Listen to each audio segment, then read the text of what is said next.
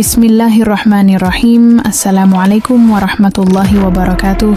Salam sejahtera bagi kita sekalian. Shalom, Om Swastiastu, Namo Buddhaya, salam kebajikan. Halo teman-teman semua, terima kasih telah mampir di channel Cerita Nashwa. Kamu akan dibawa menyusuri kisah-kisah seru, misterius, dan penuh makna. Kalau kamu suka cerita yang bikin penasaran dan hati bergetar, jangan lupa klik tombol subscribe. Mari kita mulai ceritanya. Aku terbangun dalam gelap, hening, bukan gelap biasa, tapi gelap yang seperti menelan suara, cahaya, dan bahkan waktu. Aku tidak tahu sedang berada di mana, tapi bau kayu lembab dan aroma melati yang sangat kuat membuatku sadar aku kembali. Di kamar itu, kamar 308. Padahal aku sudah jauh dari Bandung, sudah berbulan-bulan berlalu. Tapi malam ini, entah bagaimana, aku tahu, ini bukan mimpi biasa. Kakiku gemetar saat mencoba berdiri. Lantai dengan kelembapan, menusuk tulang. Lampu gantung kuning itu masih menyala, berkedip pelan seperti napas terakhir seseorang. Lalu aku dengar suara itu, dari balik lemari, pelan, tangisan, rem, seperti suara menahan napas di antara isak. Aku mundur, tubuhku sudah kaku, tapi lemari itu mulai bergetar sendiri. Tangisannya semakin keras, seperti tercekik, seperti sedang dipaksa diam. "Buka," katanya lirih. "Aku, Mas Adi, sini." Aku berbalik lari ke arah pintu, tapi pintu kamar terkunci. Bukan hanya terkunci, tertutup rapat seperti menyatu dengan dinding. Aku menoleh ke jendela, tirai terbuka pelan. Di luar, gelap, tapi ada sesuatu berdiri di balkon. Seorang wanita, rambut panjang, gaun putih kotor menempel di tubuhnya seperti habis dicelupkan lumpur. Wajahnya tidak kelihatan, tertutup rambut, tapi tangannya terulur ke arahku. Dan tiba-tiba, aku tidak bisa bergerak. Jantungku berdetak cepat, tapi tubuhku beku, seperti ada tanggen-tanggen dari lantai yang menggenggam pergelangan kakiku. Wanita itu mendekat, membauk lewat jendela yang seharusnya terkunci. Tapi malam ini semuanya terbuka untuknya. Aku mencoba berteriak, tapi tak ada suara keluar. Ketika ia sudah di depan wajahku, tangannya menyentuh dadaku. Dingin, lendir, hidup, dan dari balik rambutnya, ku dengar dia berbisik, "Sekarang yang jaga kamarku ya." Seketika, lampu padam, dan dunia menjadi hitam. Tapi yang terakhir kulihat adalah wajahku sendiri di cermin kamar itu, tapi aku sedang tersenyum, bukan dengan mulutku sendiri. Namaku Emma. Aku tidak pernah percaya pada cerita tentang tempat angker, sampai akhirnya aku sendiri yang mengalaminya.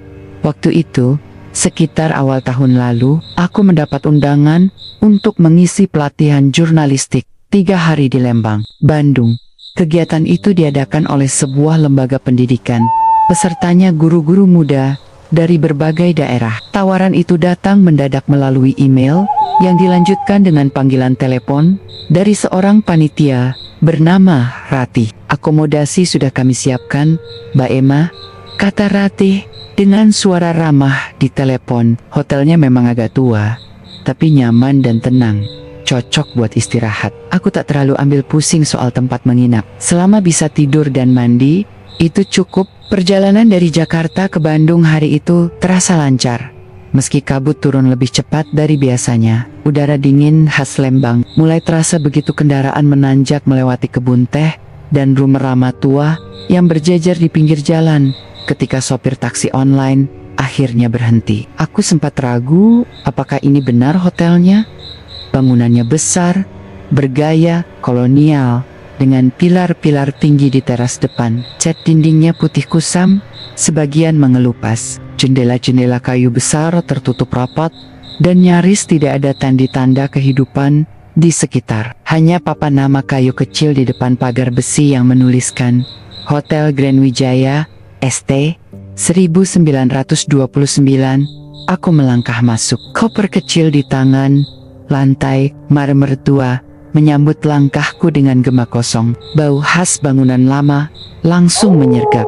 Campuran kayu basah, debu, dan sesuatu yang tidak bisa langsung kujelaskan, seperti bau bunga yang sudah terlalu lama dikeringkan. Di meja resepsionis berdiri seorang wanita tua berambut putih yang disanggul rapi. Ia memakai seragam hotel berwarna biru dongker dengan nama bordir Yunita. "Saya Emma," kataku pelan, "peserta pelatihan dari Jakarta." Ia menatapku sebentar, lalu mengangguk lambat. "Sudah ditunggu?" "Kamar 308, lantai 3. Aku mengernyit. "Lantai 3, tadi katanya hanya sampai lantai 2, Bu Yunita." Tidak menjawab. Ia hanya menyerahkan kunci logam tua dengan gantungan bundar dari kayu. "Naik tangga kanan, jangan pakai lift," katanya sambil tetap menunduk, seperti enggan menatapku lebih lama. Lift di samping resepsionis itu memang terlihat menyeramkan. Pintu besinya sudah berkarat dan lampu indikator lantainya berkedip tak teratur. Kupilih naik tangga. Setiap langkah menimbulkan suara berderak yang panjang. Saat aku melewati lantai 2, suasananya masih normal. Tapi begitu aku sampai di ujung tangga lantai 3, udara langsung berubah. Lebih dingin, lebih sunyi. Dan untuk sesaat, aku merasa seperti seseorang sedang memperhatikan dari balik lorong panjang itu. Kamar 308 berada di ujung. Aku membuka pintu perlahan. Lampunya menyala otomatis. Cahaya kuning temaram langsung memenuhi ruangan. Interiornya masih bergaya lama, ranjang, besi besar, lemari kayu gelap, dan cermin tinggi di samping meja rias. Aku masuk, menutup pintu, dan entah kenapa, begitu pintu itu tertutup, udara dalam kamar terasa jauh lebih berat dari sebelumnya. Kamar 308 cukup luas, tapi kesan pertama yang kudapat bukan rasa lega melainkan rasa aneh. Ada sesuatu yang tidak beres di ruangan ini.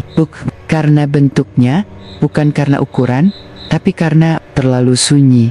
Aku meletakkan koper di samping tempat tidur dan mengedarkan pandangan. Jendela besar tertutup rapat oleh tirai tebal berwarna krem yang sudah agak kecoklatan di bagian bawah. Karpetnya empuk tapi berdebu. Dindingnya penuh lukisan hitam putih bergaya tahun 50-an, semua bergambar pemandangan pegunungan dan kabut.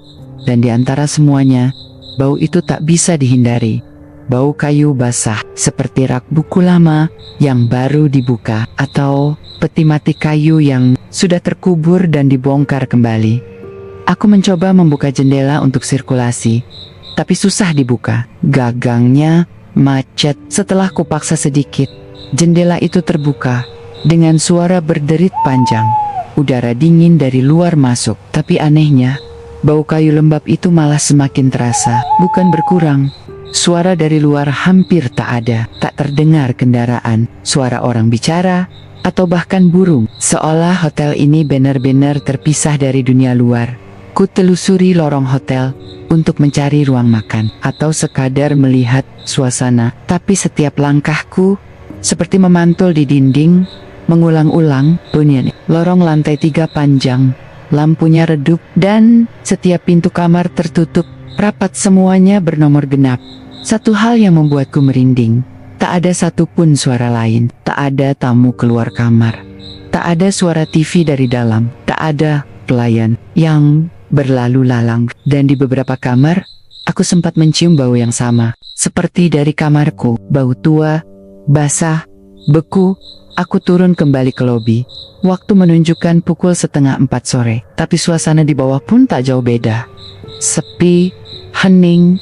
Di balik meja resepsionis, Ibu Yunita masih berdiri tegak, tidak bergerak, seperti patung.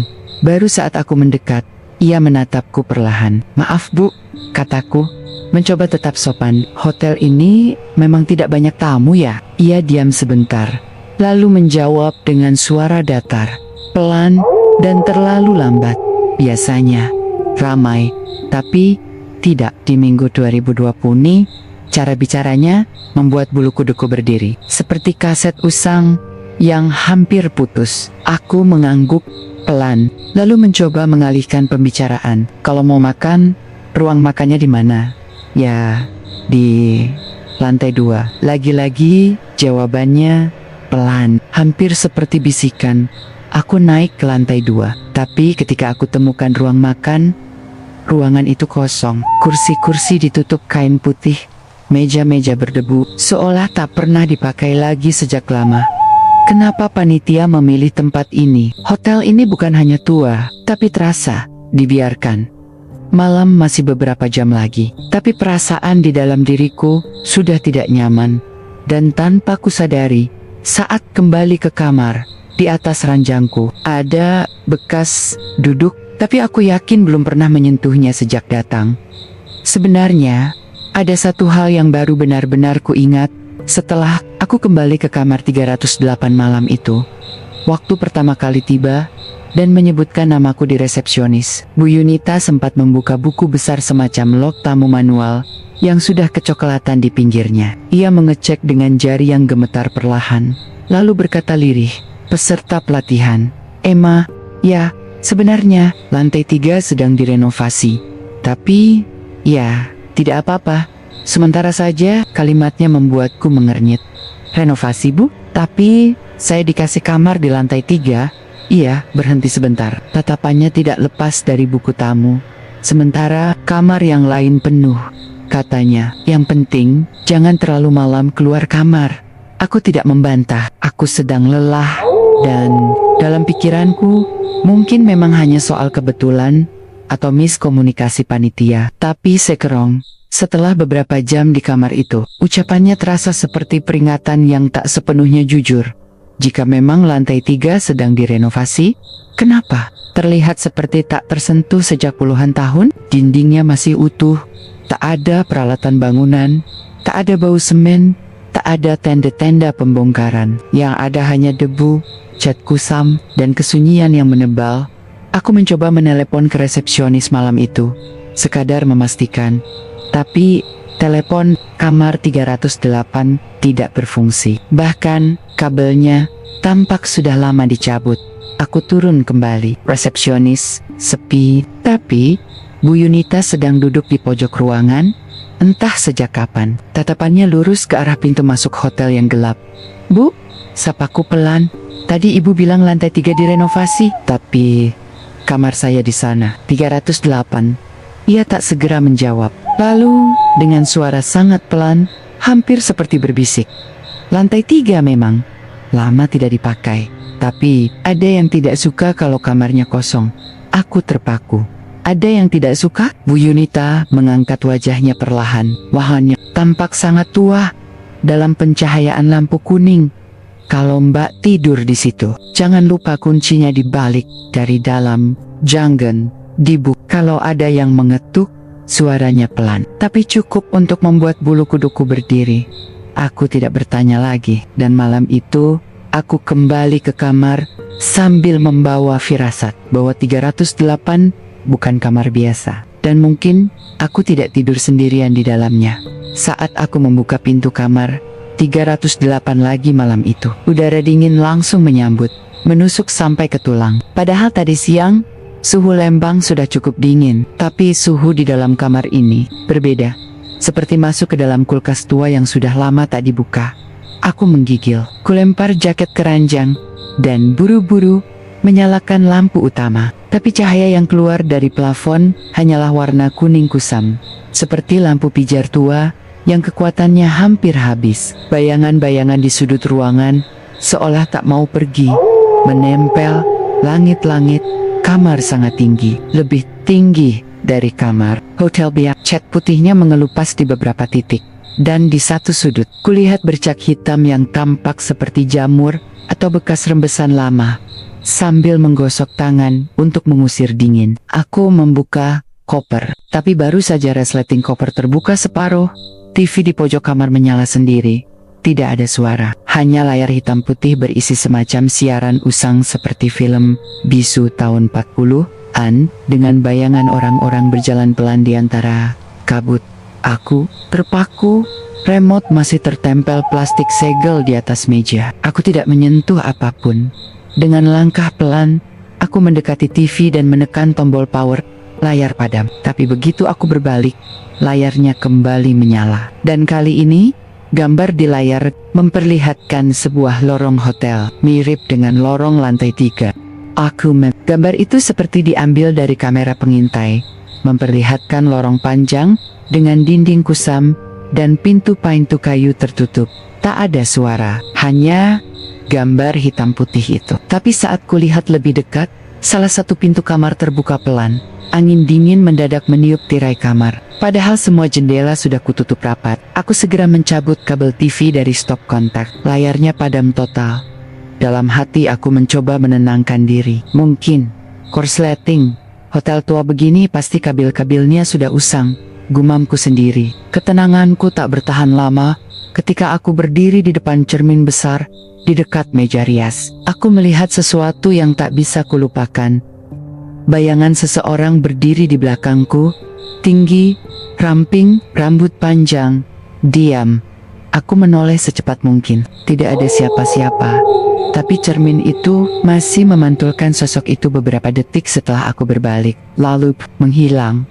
Malam itu aku memutuskan untuk tidak mandi. Bukan karena malas, tapi karena kamar mandi 308 benar-benar membuatku tidak nyaman. Lantainya dingin seperti batu kuburan. Dindingnya lembab, dan di satu sudut plafon terlihat retak, menghitam. Klosetnya bersih, tapi pancuran air di atas bak terlihat tua, dan kaca cermin besar di atas wastafel membuatku ragu untuk menatap terlalu lama.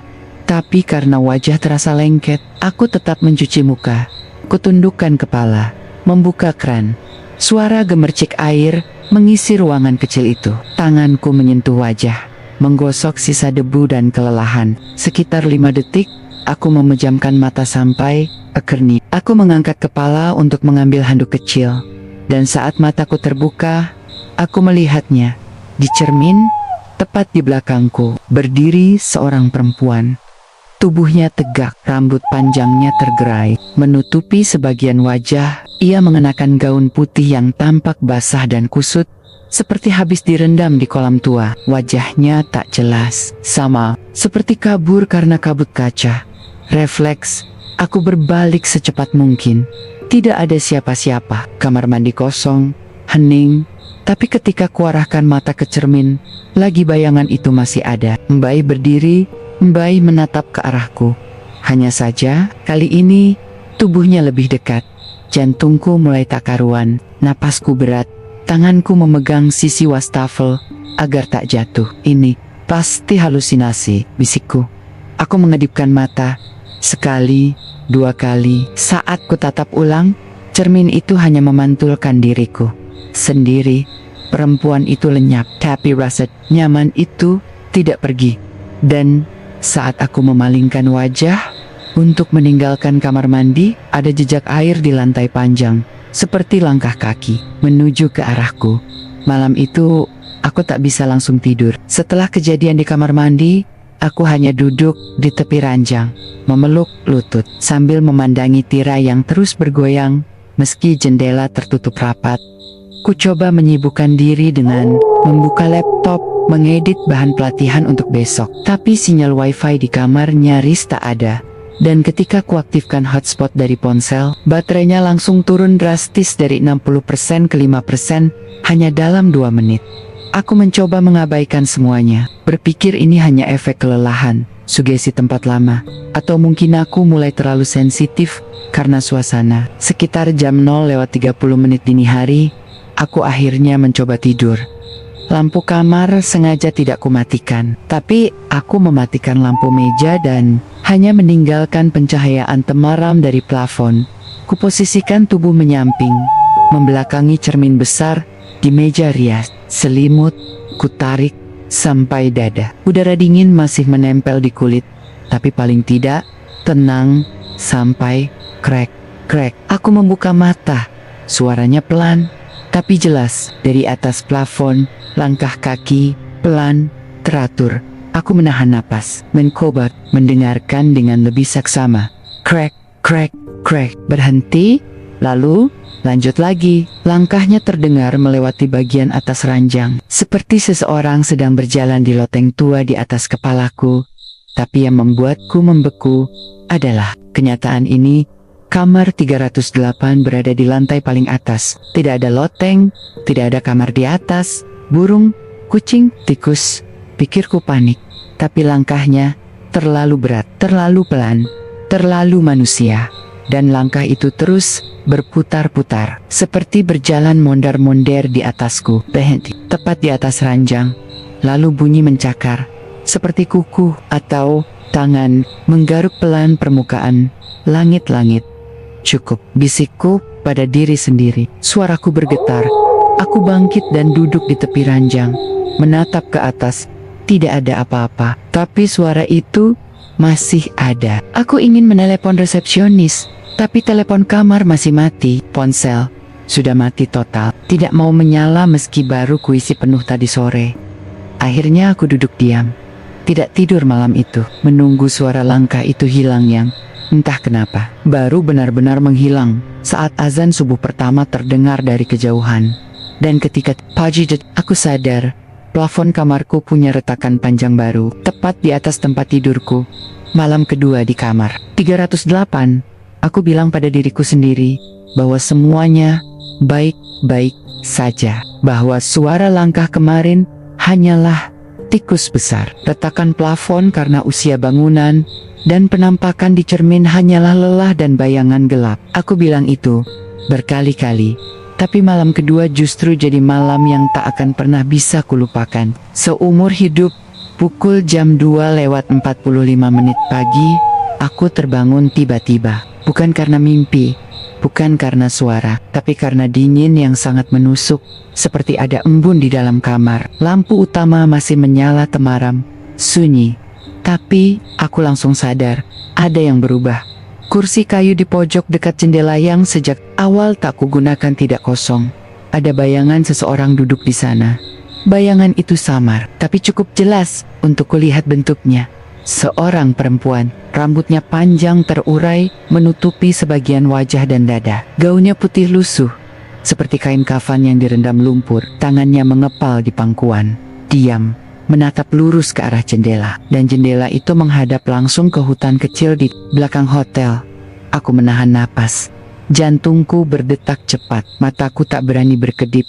Selama hampir 1 menit, aku hanya menatap sosok itu dari atas. Ranjang mencoba meyakinkan diri kalau yang kulihat hanyalah bayangan tirai atau pantulan cahaya atau apapun selain manusia. Tapi tidak, bayangan itu bergerak pelan. Kepalanya sedikit menoleh, bukan ke arahku, tapi ke arah cermin besar di samping tempat tidur. Dan dari cermin itu, aku bisa melihat wajahnya. Separuh wajahnya hancur, penuh luka, matanya kosong, lubangnya gelap dan dalam, tapi bibirnya tersenyum, senyum tipis, tertahan, menyeringai. Aku hampir menjerit, tapi tubuhku kaku, tak bisa bangun, tak bisa bicara. Hanya bisa melihat. Dan saat aku mencoba meraih ponsel di meja kecil sebelah ranjang, sosok itu sudah tidak ada. Kursi kosong, tapi jendela terbuka sedikit. Dan di karpet dekat kursi ada jejak kaki basah menuju ke arah ranjang, menuju ke arah tempatku tidur. Pagi harinya, aku bangun dengan tubuh letih, seperti habis lari jauh semalaman. Tapi anehnya, aku yakin tidak tidur lebih dari 1 jam. Wajahku di cermin tampak pucat, mata sembab, dan bagian dada terasa berat seperti ada yang menindih. Tapi yang paling mengganggu pikiranku adalah suara telepon yang kudengar tadi malam tepat sebelum aku benar-benar tertidur. Suara deringnya lama dan melengking, seperti telepon hotel tua. Aku bahkan sempat bangkit dari ranjang untuk menjawabnya, meski ketika itu aku mendekatinya dengan waspada. Mbak Allahnya, sekarang tidak ada telepon di kamar ini. Aku mencarinya. Serius, ku lepas spray. Ku buka laci meja rias. Ku telusuri seluruh dinding, bahkan sampai di bawah meja kecil di sebelah ranjang. Tidak pernah ada. Padahal aku ingat betul, semalam aku mendekati suara itu. Aku bahkan yakin sempat menempelkan tangan ke gagang yang dingin, meski akhirnya tak jadi mengangkat karena terlalu takut. Keringat dingin mulai merembes dari pelipis. Kupaksakan diri untuk tetap berpikir logis. Mungkin itu suara dari kamar sebelah atau dari koridor. Mungkin hanya mimpi yang terlalu nyata. Tapi ketika aku mencoba membuka pintu dan keluar ke lorong, aku mendapati sesuatu yang membuatku makin bingung. Lorong lantai 3 sunyi, dan semua pintu kamar lain tertutup rapat, digembok. Dari luar, Seolah 308 adalah satu-satunya kamar yang dibuka di lantai ini.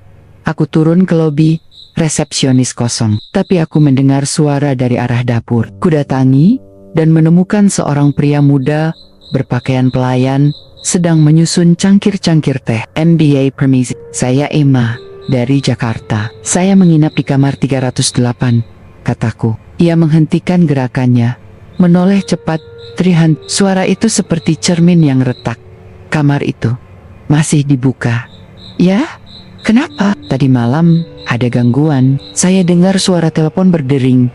Tapi ternyata kamarnya nggak ada telepon. Pelayan itu menunduk, wajahnya agak pucat. Memang nggak ada, sudah dicabut semua sejak kejadian itu. Kejadian apa? Dia tak langsung menjawab, hanya berkata lirih, seperti menyuruhku berhenti bertanya. Kalau sempat bunyi, jangan diangkat mbak, itu bukan buat didengar manusia. Aku tak bisa duduk diam. Setelah percakapan di dapur tadi pagi, perkataannya mengendap dalam kepala. Kalau sempat bunyi, jangan diangkat mbak, itu bukan buat didengar manusia. Perasaan tak enak makin menebal. Aku merasa semua orang di hotel ini menyimpan sesuatu dan satu-satunya cara untuk tahu adalah dengan mencari orang yang mungkin lebih jujur atau lebih tua. Siangnya, aku lihat seorang satpam duduk di bangku kayu depan taman kecil hotel. Usianya mungkin sudah 60-an, berkulit gelap, berkumis, dengan jaket lusuh, dan tatapan sayu. Namanya tertera di papan nama, Pak Darto. Aku menghampirinya. Permisi, Pak, mau tanya sedikit soal hotel ini. Pak Darto menoleh, agak pelan. Ia memandangku dari atas sampai bawah, seperti sudah tahu apa yang mau kutanyakan. Saya Emma, lagi ngisi pelatihan, ditempatkan di kamar 308. Saat aku menyebut nomor itu, wajahnya langsung berubah. Bukan terkejut, bukan juga kaget, tapi seperti mendengar sesuatu yang tidak seharusnya diucapkan. 308, gumamnya pelan, matanya mengarah ke tanah. Aku mengangguk. Mbak, tidur di situ? Aku mengangguk lagi. Pak Darto menghela napas berat, lalu menggoyangkan kepala. Wah, seharusnya itu kamar udah dikunci dari dulu. Jantungku mencelos. Kenapa Pak? Ayah tak langsung menjawab, hanya menunduk lama, lalu menyulut rokok. Ada yang dulu pernah tinggal di situ, tamu lama. Waktu hotel ini masih ramai, asisten rumah sakit, sering nginap sendirian tiap ke Bandung. Manis, kalem, tapi selalu minta kamar yang sama. Pak Darto menatap ke kejauhan, matanya sedikit berkaca. Sampai suatu malam, dia nggak keluar kamar. 3 hari baru ketahuan, waktu dibuka, tubuhnya udah membusuk. Katanya bunuh diri. Tapi orang-orang sini tahu, itu bukan gantung diri biasa. Aku diam, mendengarkan. Sejak itu, kamar 308 sering ganggu. Ada yang dengar suara air, suara dering telepon, kadang kursi pindah sendiri. Dulu, manajer sempat coba benerin, kasih cat baru, ganti kasur, tapi tetap aja kejadian. Dan akhirnya, tanyaku pelan, dikunci, nggak dipakai lagi, dibiarkan kosong. Tapi kadang, ia menatapku lekat. Kalau ada yang keras kepala kamar itu bisa ngajak ngobrol lagi. Aku menggenggam tangan erat. Pak, saya enggak milih kamar itu, panitia yang pesenin. Pak Darto mengangguk pelan. Saya ngerti, tapi sekarang Mbak udah tahu, ya. Lalu dengan suara pelan, hampir seperti doa, ia menambahkan, kalau nanti ada yang ketuk pintu malam-malam 3 kali, tunggu 3 kali lagi, jangan dibuka Mbak, jangan tanya siapa. Itu bukan panggilan buat tamu biasa. Aku tak bisa memaksa diriku untuk kembali ke kamar siang itu. Setelah bicara dengan Pak Darto, rasa dingin dari kamar 308 terasa seolah masih menempel di kulit, di dada, bahkan di napasku. Seperti sesuatu dari dalam kamar itu belum melepaskan cengkramannya.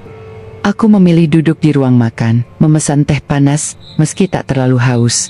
Ruangan itu masih kosong. Hotel ini banner-banner terasa seperti bangunan tua yang hanya dijaga oleh kenangan buruk. Tak lama, datang seorang ibu-ibu berusia sekitar 50-an, membawa nampan berisi piring. Namanya tertulis di pin dada, Bu Mirah.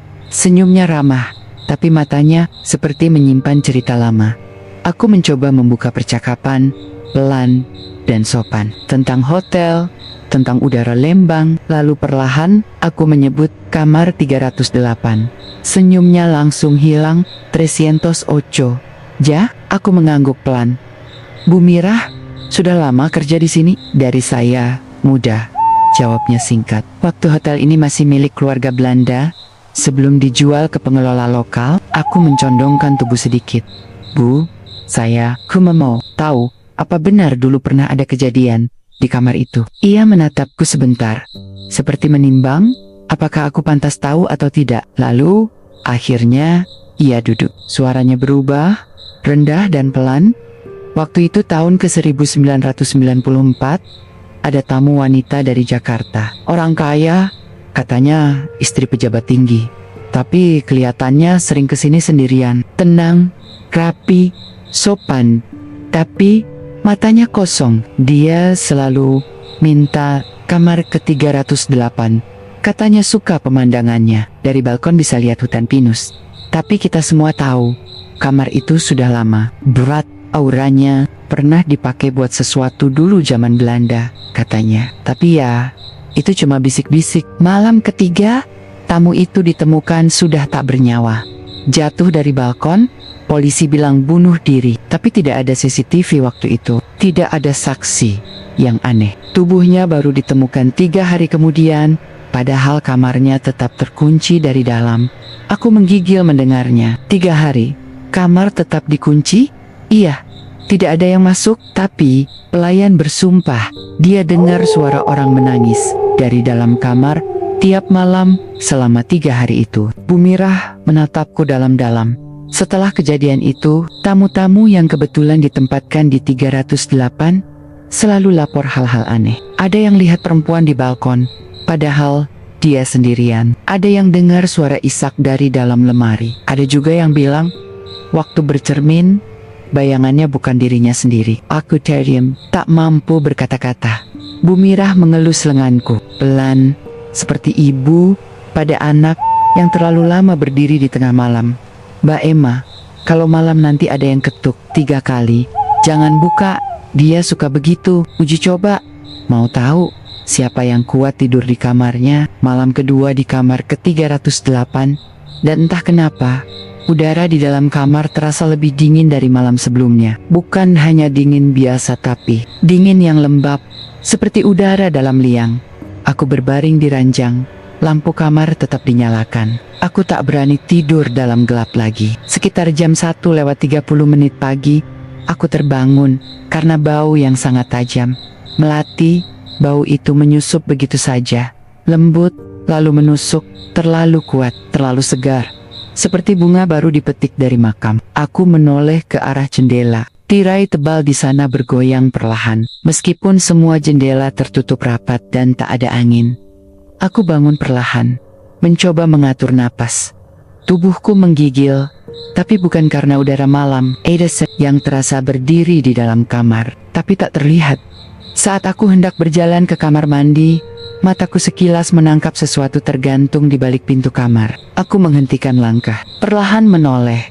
Di sana, tergantung sebuah gaun putih, panjang, tipis, berkibar sedikit, basah di bagian bawahnya. Aku terpaku.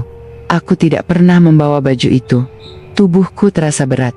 Langkahku melemah. Aku hanya bisa berdiri menatap gaun itu, seolah kalau aku bergerak, sesuatu akan muncul dari baliknya. Pintu kamar itu tertutup rapat, tapi gaun itu tergantung begitu saja menghadapku.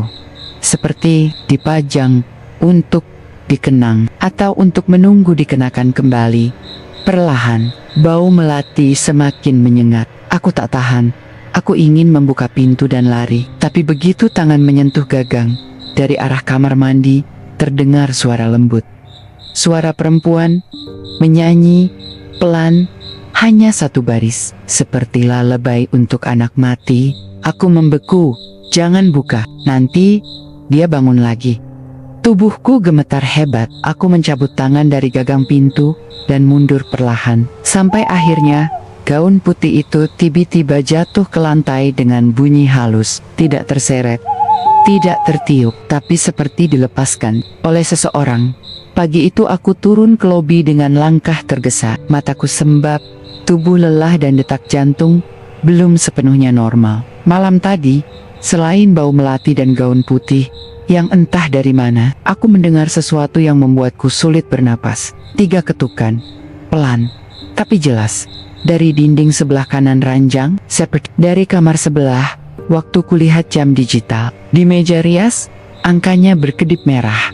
Jam 3:13 menit, ketukan itu terjadi 3 kali, lalu berhenti. 5 menit kemudian, 3 ketukan lagi lebih keras. Aku tahu betul suara itu bukan mimpi, dan itulah alasan kenapa pagi ini aku berdiri di depan meja resepsionis, berusaha tetap tenang. Bu Yunita masih di sana, berdiri kaku, matanya sayu seperti biasa. Tapi ketika aku bertanya, nada suaraku terdengar goyah. Bu, maaf, tadi malam saya dengar suara dari kamar sebelah, seperti ada orang, ketukan, ada tamu lain, ya? Bu Yunita tidak langsung menjawab. Ia hanya menatapku lama, sangat lama, seolah menilai seberapa siap aku menerima jawabannya. Lalu, dengan suara rendah, seperti bergema dari lorong kosong. Mbak Emma satu-satunya tamu. Di lantai 3, aku tercekat.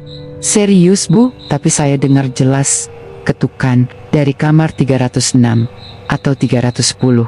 Ia menggeleng pelan. 308 kamar satu Satania yang dibuka, lainnya terkunci. Tidak kami sewa lagi sejak kejadian-kejadian dulu. Ia berhenti sebentar, lalu menambahkan, kalau mbak dengar ketukan, Changchen, dijawab, jangan dibalas, jangan didekati. Aku mulai merasa mual. Bu, kalau memang kamar itu berbahaya, kenapa masih dipakai? Bu Yunita menunduk. Kami hanya mengikuti permintaan panitia. Nama mbak sudah tercantum dalam daftar, dan kadang kamar itu memilih sendiri siapa yang bisa masuk. Aku membatu. Perlahan, pikiranku dipenuhi kemungkinan yang lebih buruk. Bagaimana kalau dari awal, aku memang tak seharusnya ada di kamar itu? Bagaimana kalau kamar itu memang sedang menunggu seseorang kembali, dan semalam ketukan itu bukan mengetuk dinding, tapi mencoba mengajak bicara? Jam 3 pagi, aku terbangun oleh suara yang sudah kutakuti sejak malam pertama di hotel ini. 3 ketukan, tok, tok, bukan dari dinding. Kali ini, dari pintu kamar. Aku membeku di atas ranjang. Selimut menutupi sampai dagu. Jam digital di samping ranjang berkedip. Jam 3:02 menit, aku menunggu, tidak berani bergerak. Tidak berani bicara. Tok, tok, tok. 3 ketukan lagi, membaih dari pintu kamar, teratur, tidak terburu-buru. Aku menoleh ke pintu. Tak ada bayangan kaki di bawah celahnya. Tapi suara itu nyata. Aku mencoba menguatkan diri. Perlahan bangkit, mendekati pintu, langkah demi langkah. Tak kubuka pintunya. Tapi aku mendekatkan wajah ke lubang intip lubang kecil bundar di tengah pintu kayu. Kosong, koridor luar, tampak gelap dan sunyi. Tidak ada siapa-siapa. Aku mundur pelan. Hati berdetak tak karuan, tapi belum sempat menarik napas lega. Tok, tok, tok. Kali ini, dari arah belakang, aku menoleh cepat. Dari dalam kamar mandi, tubuhku langsung mematung. Suara ketukan itu tidak keras, tapi terdengar sangat dekat, seperti seseorang mengetuk permukaan kaca pelan. Sabar dan menunggu, aku memandangi. Pintu kamar mandi tertutup rapat, tapi dari celah bawahnya, tampak sedikit bayangan bergerak. Bukan bayangan tubuh, tapi ujung gaun putih menyentuh lantai. Diam, lidahku keluh. Aku ingin lari, tapi tak tahu kemana. Ketika ku dekatkan telinga ke arah pintu kamar mandi, seperti terdengar suara napas dari dalam, lambat dan berat, seperti orang kelelahan atau yang tidak lagi bernapas seperti manusia. Aku mundur beberapa langkah, mengunci diri dalam diam. 3 menit kemudian, semua suara berhenti. Tapi dari dalam kamar mandi, bau melati muncul lagi lebih tajam dari malam sebelumnya. Dan ketika pagi datang, aku akhirnya membuka pintu kamar mandi. Di cermin, tertulis dengan uap, jangan kunci pintunya. Pagi itu aku bangun dengan tekad. Aku harus keluar dari hotel ini. Apapun yang terjadi, aku tak bisa tinggal semalam lagi. Biar pelatihan batal, Biar panitia marah, nyawaku jauh lebih penting daripada semua itu. Aku berkemas cepat. Tak mandi, tak sarapan. Aku bahkan tak peduli kalau sebagian pakaianku belum masuk koper. Yang penting aku pergi. Saat turun ke resepsionis, Bu Yunita sedang tidak di tempat. Yang ada hanya petugas muda, wajahnya asing. Aku menyerahkan kunci kamar dan bilang singkat, saya check out hari ini. Petugas itu terlihat bingung. Tapi, Pak Emma, acara Bapak kan masih 2 malam lagi. Aku menatapnya tajam. Saya ada urusan mendadak di Jakarta. Harus pulang sekarang juga. Ia tidak membantah. Kuma menendah, lalu mencatat sesuatu di buku besar. Aku keluar ke area parkir dengan napas lega. Udara pagi sejuk. Matahari sudah mulai naik. Mobilku Avanza hitam, sewaan terparkir di bawah pohon cemara. Aku masuk, memutar kunci kontak, klik, klik. Mesin hanya berdehem, lalu diam. Ku pencet ulang. Klik, klik, mesin tidak mau hidup. Serius? Desisku. Keringat mulai muncul. Tanganku gemetar saat mencobanya untuk ketiga kali, tapi tetap sama. Ku tarik napas, keluar dari mobil. Mungkin aki lemah. Mungkin semalam lupa matikan lampu dalam. Tapi saat membuka kap mesin, tak ada yang aneh. Semuanya kering. Tak ada kabel yang lepas. Aku ambil ponsel, hendak telepon rental. Tidak ada sinyal. Kulirik indikator, nomor servis. Kubariskan langkah ke lobi, mungkin bisa pinjam telepon kantor. Tapi anehnya, setiap langkahku seperti makin berat. Bukan karena lelah, tapi seperti ada sesuatu di udara yang menarikku kembali ke arah kamar. Pundakku pegal, leher terasa berat, jantung berdetak semakin pelan. Seolah tubuhku didorong untuk tetap tinggal. Di kaca jendela kamar depan, kulihat tirai kamar 308 terbuka sedikit, dan aku bersumpah, ada seseorang berdiri di dalam, menatap ke arahku. Perempuan, rambut panjang, wajahnya gelap oleh bayangan, tapi bentuk bibirnya tersenyum setelah gagal menyalakan mobil dan tak bisa menghubungi siapapun. Aku akhirnya memilih berjalan kaki menuju pusat Lembang.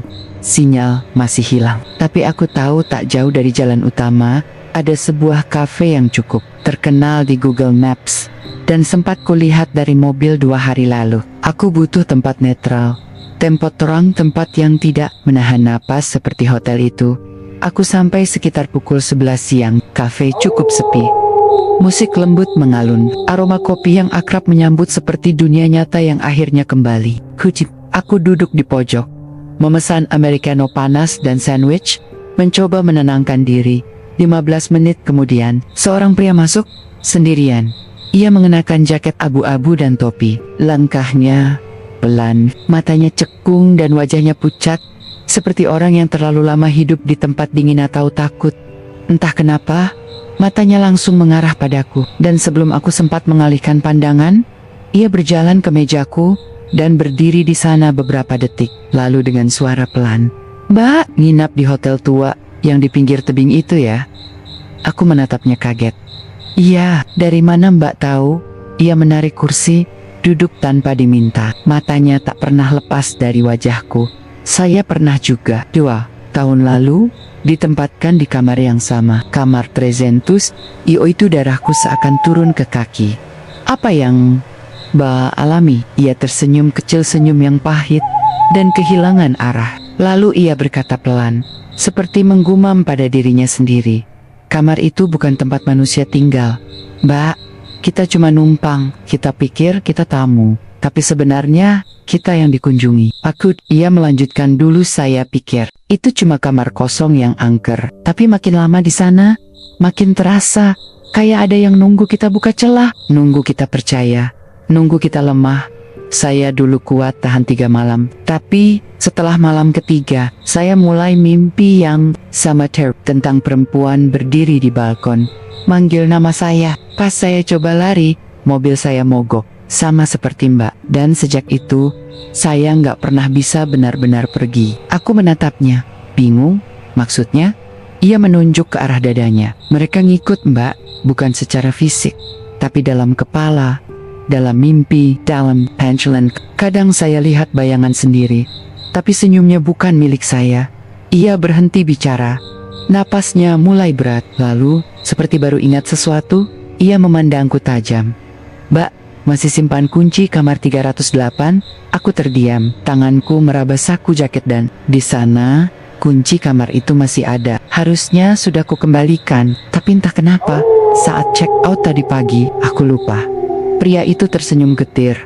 "Kalau kunci itu masih di tangan Mbak, artinya Mbak belum benar-benar pergi. Kamar itu masih terbuka, dan mereka masih menunggu Mbak kembali." Hari itu juga, aku memutuskan pindah ke penginapan lain, hotel kecil di tengah kota Lembang. Lebih ramai, lebih terang, dan yang paling penting, tidak punya lorong sunyi dengan karpet usang dan jendela menghadap hutan. Aku tidur di kamar lantai 2, tidak mewah, tapi cukup nyaman. Ranjang empuk, televisi menyala normal, dan sinyal ponsel akhirnya kembali. Kupikir semuanya akan selesai, tapi malam pertama di tempat baru, aku bermimpi. Dalam mimpi itu, aku berdiri di depan kamar ke-308, pintunya terbuka pelan dengan suara engsel berdecit. Dari dalam, terlihat kasur kosong dan cermin tua. Aku melangkah masuk, dan saat pintu tertutup di belakangku, semua lampu padam. Lalu, aku mendengar suara, "Mbak, saya kedinginan." Buka pintunya, suara perempuan, lirih, seperti menangis, tapi tak jelas dari mana datangnya. Aku mencoba mundur, mencari saklar, tapi lantai kamar terasa lebih dingin, dan saat aku melihat ke bawah, ada tangan, banyak, menjulur dari kolong ranjang, kurus, kaku, menggenggam kakiku, menarikku perlahan. Aku terbangun dengan tubuh gemetar, keringat dingin membasahi punggung. Kamar baruku gelap, lampu tidur entah kenapa mati. Jam menunjukkan jam 3 lewat 7 menit.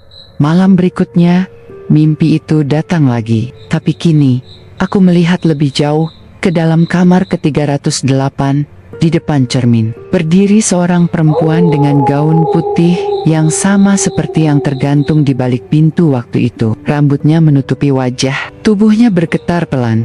Ia tidak berbicara, tapi aku tahu dari gerakan bahunya, ia menangis. Lalu, perlahan, ia menoleh, dan saat wajahnya hampir terlihat, aku terbangun lagi. Ketika aku berkonsultasi ke salah satu teman spiritualis, ia berkata dengan suara serius, "Itu bukan mimpi, Jal. Itu undangan. Kamu belum tutup pintunya. Mereka tahu kamu masih simpan kuncinya, kan?" Dan aku memang masih menyimpannya. Kunci kamar 308, gagang logam tua dengan nomor hitam pudar masih ada di saku tas kerjaku. Aku belum bisa membuangnya. Entah kenapa, aku merasa kamar itu belum benar-benar selesai denganku. Kupikir mimpi-mimpi itu akan jadi gangguan terakhir, tapi aku salah. Malam ketiga di penginapan baru, aku tertidur lebih cepat dari biasanya. Tidak ada kopi, tidak ada begadang. Aku benar-benar lelah. Pukul 10 malam, aku sudah terlelap. Tapi pada jam 2 lewat 59 menit, ponselku berdering. Lagu deringnya terdengar lebih keras dari biasanya, seperti menusuk sunyi malam yang pekat. Dengan mata setengah tertutup, aku menggapai ponsel di meja kecil sebelah ranjang. Layarnya menyala. Nomor tidak dikenal. Tidak ada nama, hanya angka asing, panjang, dengan awalan 000. Awalnya kupikir spam, tapi entah kenapa tanganku bergerak sendiri untuk menjawab. "Hello," beberapa detik hening, lalu terdengar suara perempuan pelan, seperti napas yang diseret. "Mbak, kamar ini dingin. Kamu kunci dari luar ya?" Suara itu langsung membuat darahku membeku.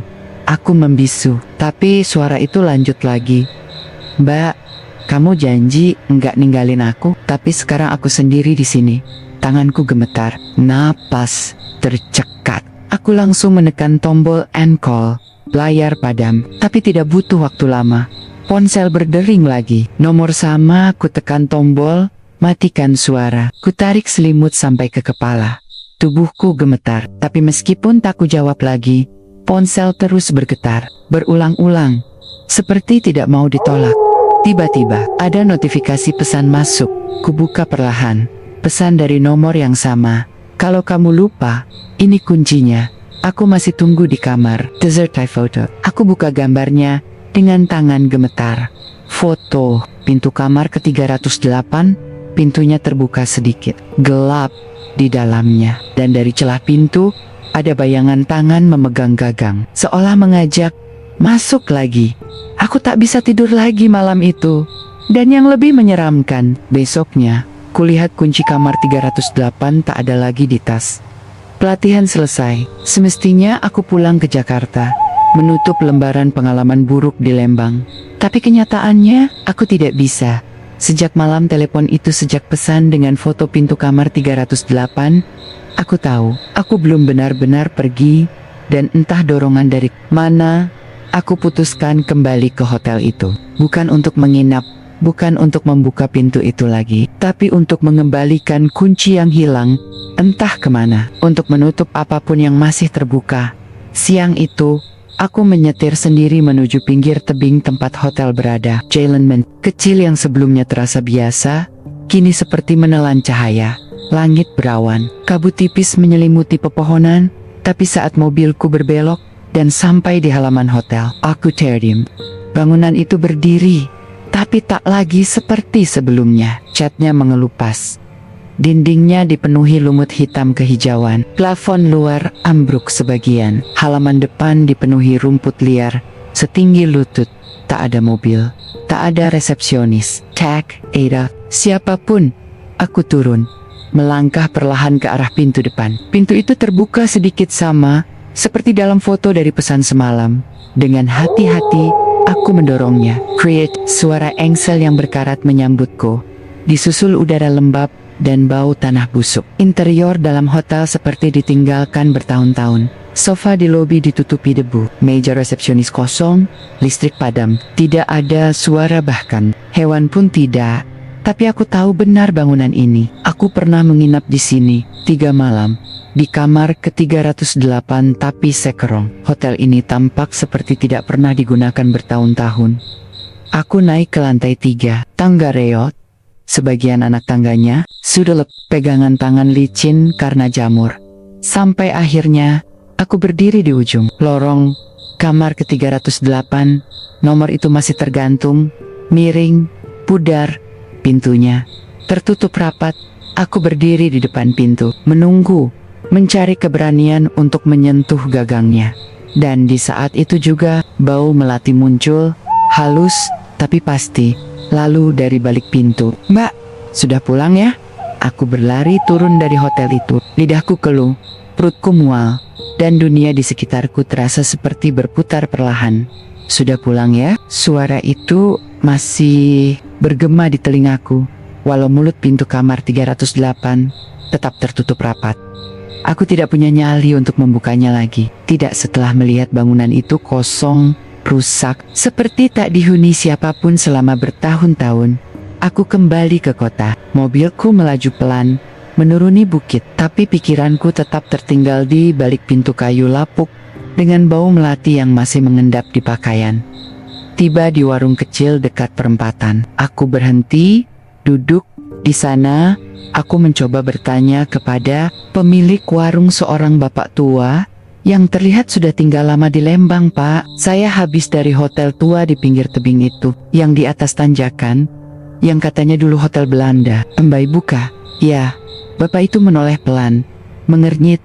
"Hotel yang di atas itu?" Ia menunjuk ke arah bukit. "Lah, itu kan udah lama tutup dek, sejak awal pandemi. Nggak pernah buka lagi, katanya bangkrut."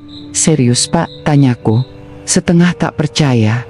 "Tapi saya baru nginap di sana 3 malam yang lalu." "Pelatihan disiapkan panitia." Si bapak tertawa kecil, tapi bukan tawa senang. Lebih seperti kasahondek. "Itu bangunan udah lama kosong. Orang-orang juga ogah deket-deket situ. Katanya angker. Waktu pandemi ada yang coba jaga, tapi malah diganggu. Sejak itu, dibiarkan aja. Siapa yang mau pakai tempat kayak gitu?" Aku mulai merasa jari-jariku dingin. Kembali ke penginapan tempatku pindah. Aku minta resepsionis mencetak ulang data reservasi minggu itu. Aku ingin bukti bahwa aku benar-benar ada di Lembang, bahwa aku sebelumnya menginap di hotel atas tebing, bahwa semua ini nyata. Tapi saat daftar tamu keluar dari printer, namaku hanya muncul di penginapan yang kedua. Tidak ada catatan bahwa aku pernah check-in di hotel pertama. Tak ada bukti transfer panitia, tak ada struk makan, tak ada data sama sekali. Seperti aku langsung muncul di penginapan kedua, tanpa jejak sebelumnya. Satu-satunya yang tersisa adalah mimpi-mimpi itu, dan bau melati yang masih menempel di kerah jaketku. Sudah setahun berlalu, sejak pelatihan di Lembang, sejak hotel tua itu, sejak suara-suara dari kamar mandi, ketukan pukul 3 pagi, dan senyum samar dari balik tirai. Aku sudah kembali ke Jakarta. Sudah mencoba hidup seperti biasa, tapi sesuatu tidak ikut pulang. Atau mungkin justru sesuatu ikut pulang, karena sampai hari ini aku masih bermimpi tentang kamar itu. Dan selalu mimpi yang sama. Aku berdiri di balkon kamar ke-308. Angin dingin menabrak wajahku. Di bawah sana, hutan pinus terlihat kabur oleh kabut. Langit selalu gelap. Waktu dalam mimpiku selalu menjelang subuh. Aku menatap hening ke kejauhan. Tapi hatiku tak pernah tenang. Karena dalam setiap mimpi, aku sadar aku tidak sendiri. Perlahan, aku menoleh ke kanan, dan di sana seorang perempuan berdiri. Gaun putihnya panjang, melambai, rambutnya tergerai menutupi sebagian wajah. Wajahnya pucat, tapi tak pernah lepas dari wajahku. Ia menggenggam tanganku, lembut, tapi dingin, seperti tangan dari air, atau dari sesuatu yang tak lagi hidup. Kita sudah cocok di sini, Mbak, bisiknya pelan. Kenapa pergi? Kalau kamu sudah pulang. Lalu kami berdiri, diam di balkon itu, seolah menunggu pagi. Tapi pagi tak pernah datang. Karena aku tahu mimpi itu bukan mimpi. Balkon itu bukan sekadar kenangan, dan genggamannya bukan sekadar rasa bersalah yang tersisa. Itu undangan, atau mungkin perjanjian yang belum selesai. Dan setiap malam, kamar 308 masih terbuka. Mbaih menungguku untuk tidak hanya bermimpi di sana, tapi kembali sepenuhnya. Terima kasih telah mendengarkan kisah ini sampai akhir. Cerita tentang kamar 308 bukan sekadar tentang hotel tua yang angker, tapi tentang bagaimana tempat tertentu bisa menyimpan energi, menunggu seseorang yang cukup lengah, cukup untuk dijadikan pintu masuk. Kadang kita pikir mimpi buruk akan hilang saat kita bangun. Tapi ada mimpi yang tak selesai. Bahkan saat mata sudah terbuka. Dan ada tempat yang tak pernah benar-benar kita tinggalkan. Karena ia yang belum mau melepas kita. Kalau suatu hari kamu menginap di hotel lama. Dan kamar itu terlalu dingin. Dan kamu mencium bau melati tanpa tahu dari mana asalnya. Ingat baik-baik. Jangan buka pintu saat ada ketukan, karena tidak semua yang mengetuk ingin masuk. Sebagian cuma mau mengajakmu keluar ke tempat yang tidak punya jalan pulang. Sampai jumpa di kisah nyata berikutnya. Tetap waspada, jangan mudah percaya. Karena kadang yang paling angker bukan tempatnya, tapi kenangan yang masih tinggal di dalamnya. Saya pamit, selamat malam, dan hati-hati jika kamarmu malam ini terlalu sunyi.